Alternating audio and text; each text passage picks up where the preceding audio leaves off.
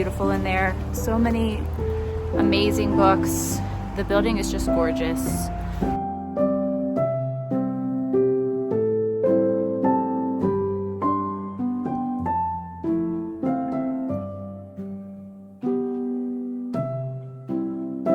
So I'm not totally sure what exactly I'm looking for here. I mean, obviously I'm going to have to take all these books back on the plane, but you never know. I could always buy another suitcase.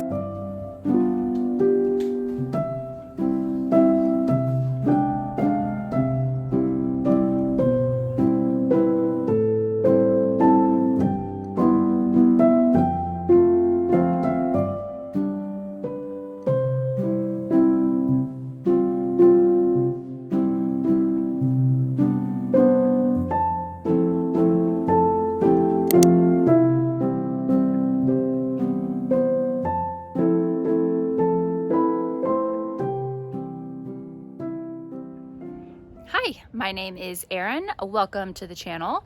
Today is my very first vlog by myself. I'm a little nervous. I'm currently in the north of England visiting some family, and in this video I thought it would be fun just to have you come along with me to a couple unique, quirky little bookstores that they have throughout the country here. We are traveling down south to London, so I've bookmarked a few different bookstores that are supposed to be super cute, and I thought we could check them out, maybe pick up a few things, and I thought we could just do it together. I definitely want to check out some of the different covers between the UK and the American publishing versions of different books. So let's go.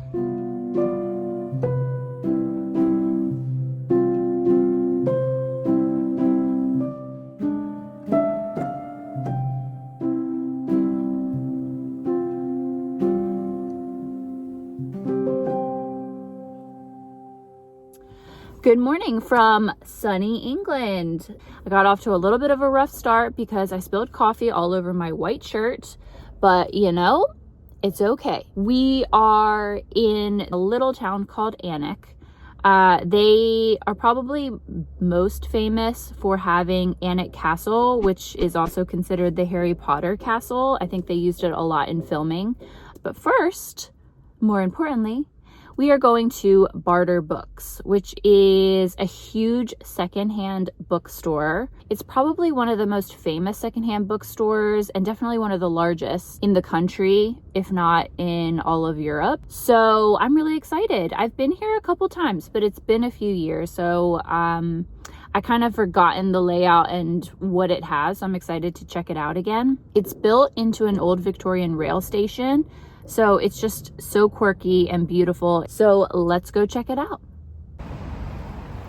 So I'm not totally sure what exactly I'm looking for here. I mean, obviously I'm going to have to take all these books back on the plane, but you never know. I could always buy another suitcase if I find enough cute stuff. And like, I don't know, there's something so ideal about having bought secondhand books from one of the most gorgeous bookshops in the northeast of England. I mean, that's just such a fairy tale. So let's see what they have.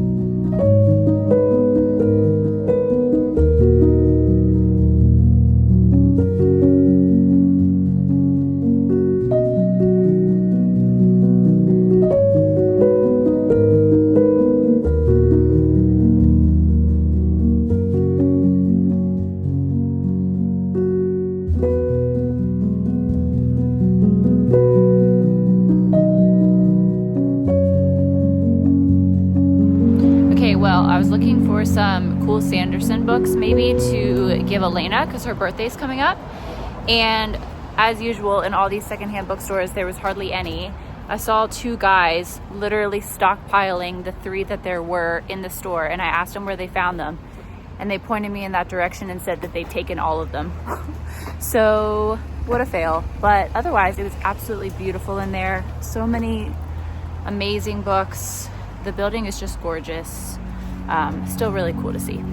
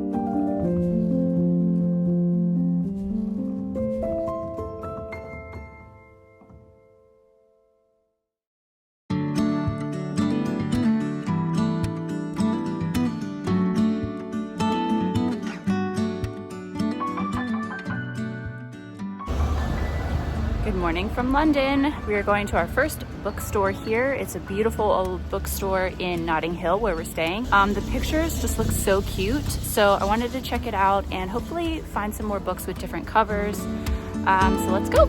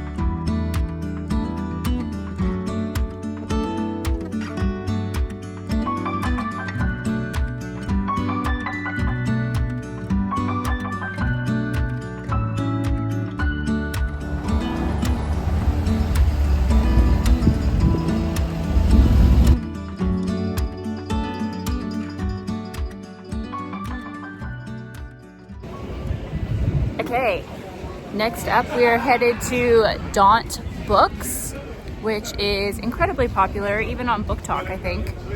And me and Thomas are gonna go check it out. Let's go.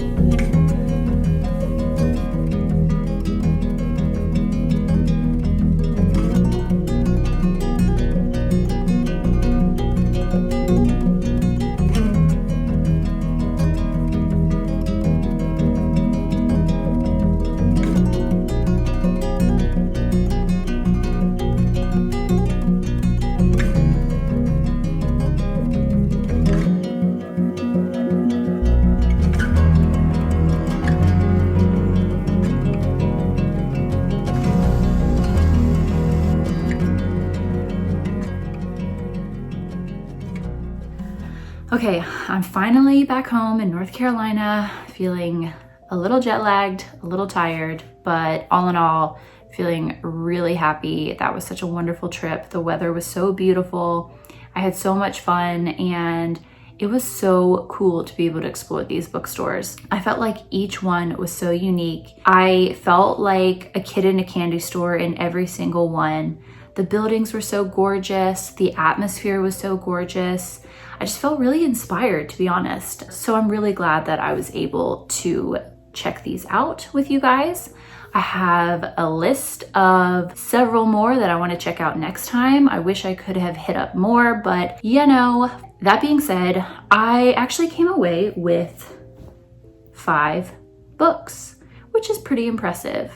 I did not have to buy a new suitcase, thank the Lord, but I did pick up this gorgeous tote at Daunt Books, which I'm obsessed with. I think you saw this in the clip before, but here you go again. So I just put all the books that I bought in that and carried it as a carry-on. It was like precious cargo. And it was fine. They're mostly paperbacks anyway, so it wasn't like it was super heavy. Next time, maybe instead of 5, I'll like aim for 8 and we'll see how that goes. I think probably my favorite part, if you couldn't tell, was checking out all the different book covers. I felt like I was rediscovering some of these books that I had seen a million times, but with a whole new cover, it made me excited about them again. It felt like a whole new book. I know they say not to judge a book by its cover, but we all know that we do at some point. So it was really interesting to see the different covers over there and if it made me more compelled to read the book. I think you'll kind of see that in some of the books that I picked up. And just off the top of my head, the one that really sticks out is the book cover for A Study in Drowning by Ava Reed.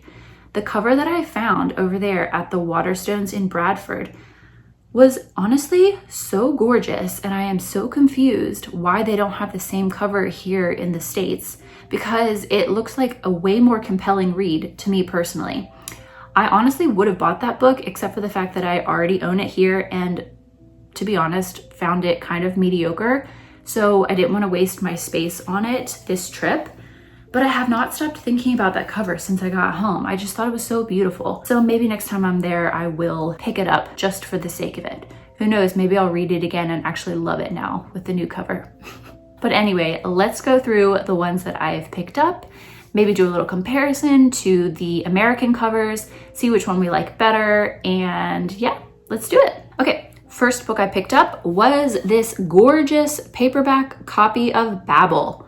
I have not read this book yet, and to be frank with you, every time I see the cover of it, the American cover, it does not necessarily compel me to pick it up. But for some reason, I found this to be insane. Honestly, when I put them side by side, which I'll do right now, they're not like as different as I thought, But something about the silver and sort of the holographic nature of this one, I don't know, it like really draws me in. Obviously, it's been on my list for forever. It's sort of a dark academia staple.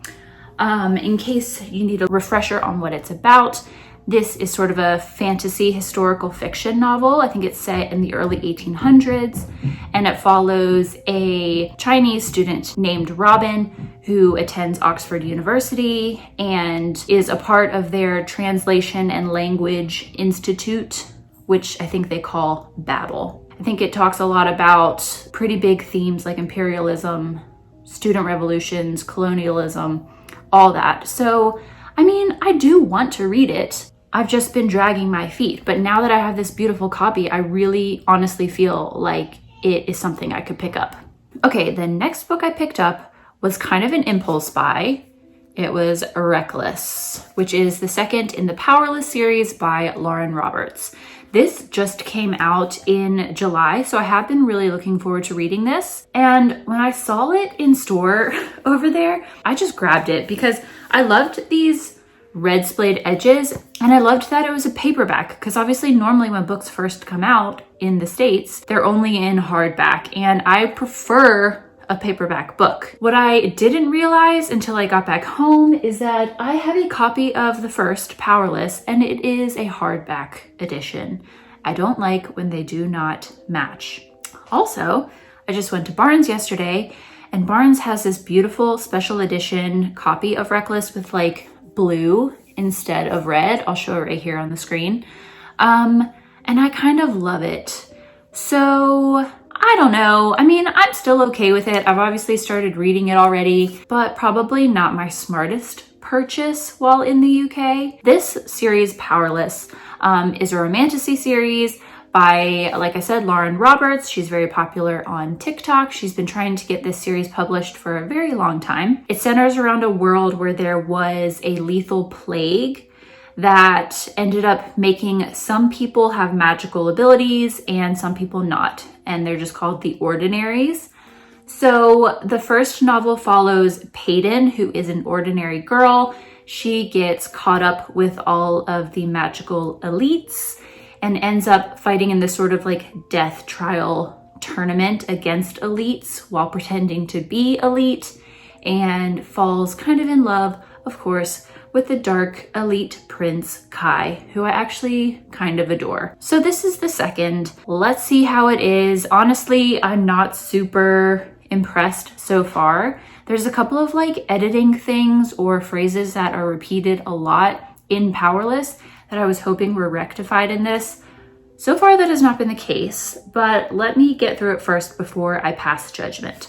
Okay, this next book that I picked up, I'm super, super excited about. Mostly because this cover is freaking gorgeous. It is The Cloisters by Katie Hayes. This has been on my radar for the past year or so. I really wanted to read it last fall. When I saw this beautiful cover at the Waterstones in Bradford, I knew instantly that I was going to get this. I just think it is so much prettier than the American version. Just the colors in it are so gorgeous. So this book is about a summer intern at the Metropolitan Museum of Art in New York. And it says that she discovers a mysterious, once believed lost deck of 15th century Italian tarot cards and finds herself playing a dangerous game of toxic friendship and unbridled ambition. I've heard mixed reviews about this, but I really want to check it out. I think it's perfect for the fall, and I'm super obsessed with this cover, so this was a good find. Okay, the next book I got was The Maid by Nita Prose. I don't read a lot of thrillers, as we well know, and I kind of get this book confused with The Housemaid or something. I don't know, like, are they the same or are they not? Which one was made into a Netflix show? I don't know. Was that even a thing? Anyway, I did find this book at Lutyens and Rubinstein in Notting Hill and instantly saw that it's a different cover than the one in America. And when I saw it, I preferred it. I love the color of this. I like the sort of like door handle and lock situation. But then I put it on the screen next to the American version here, the red, and I don't know. I think I actually might prefer the American version on this. It's just a little simpler and cleaner, and I think that the red is like quite striking. So was this a mistake? I mean, probably still not, because I still think it's cool to have the UK cover of this, especially since it's such a popular book. It just makes it feel a little unique, but I can't necessarily say that I prefer it over the American version. So this book centers around a maid in a hotel who finds one of the guests dead in their room and kind of gets embroiled in the investigation to find out what happened to that guest. That's pretty much all I know. Again, not a super huge thriller fan, but I do like to try a couple here and there. And with the fall coming up, it does seem like a good time for a thriller. Okay, next is not a book.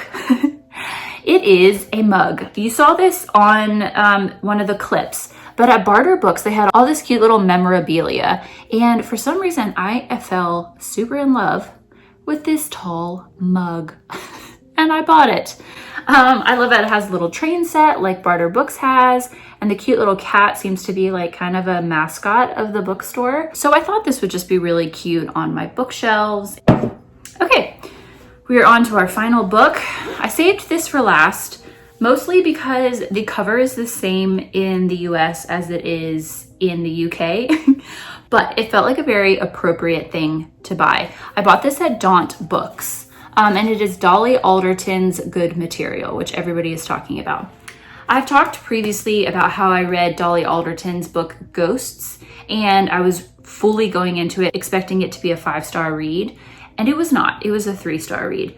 I still really liked Dolly Alderton's writing style and her social commentary, and she's super witty. Like there were things that I liked about it, but the story and the characters and the plot and where she took it, I just was really unimpressed. But that being said, especially when I'm in London, I'm like, all of these books are about women in their 20s or 30s in London. I don't know, like it just felt very appropriate to go ahead and pick this up while I was there. I'll read you the back.